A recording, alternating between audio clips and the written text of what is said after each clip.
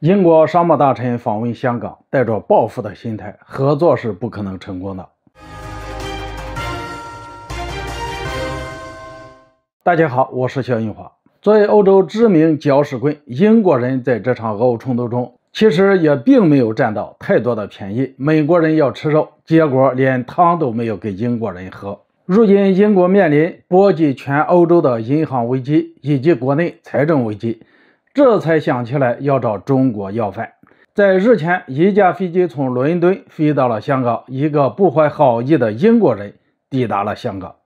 从路透社的消息显示，英国商贸大臣多米尼克·约翰逊在日前抵达了香港，匆匆展开了为期2天的访问。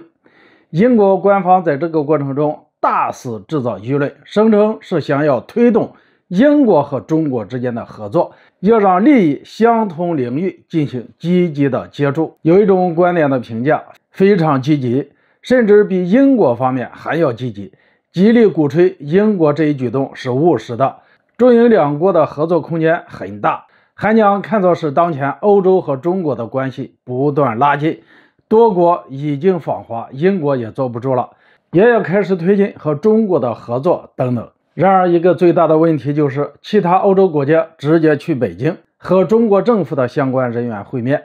英国佬又干了些什么事情呢？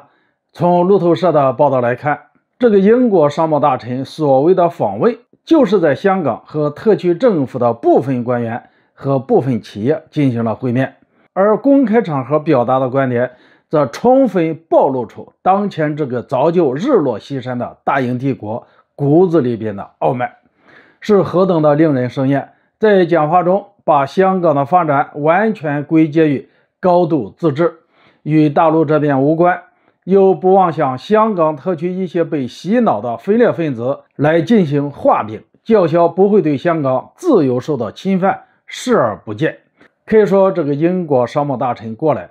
与其说是合作，不如说是带着报复的心理来香港搞破坏的。坦白地说，英国这些年国内的状况并不好，政治上内斗严重，经历了装疯卖傻的小金毛和比卷心菜烂得还要快的特拉斯之后，更加上一个印度裔的首相，尤其是后者，很多英国人视之为奇耻大辱，殖民地的小矮子都气到头上来了。内部的撕裂其实也很严重，而经济上的受挫在脱欧之后现象更为严重，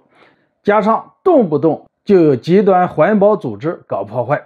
在战略上的确需要一个突破口，来找中国谈合作谈交流，的确是一个正确的选择。然而坏就坏在台上的这群政治流氓依旧沉溺在自己营造的抹黑中国的信息茧房之中，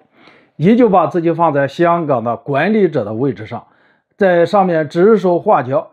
就这种置于骨子里边的傲慢，中国怎么和他合作呢？事实上，这次英国人来香港，我国香港特区特首李家超其实说的已经很清楚了，香港欢迎任何国际官员来港交流，但也有一些国家出于政治因素做出一些举动，满足自己的政治利益。说的是谁，一切尽在不言之中。好了，今天就说到这里，咱们下次见。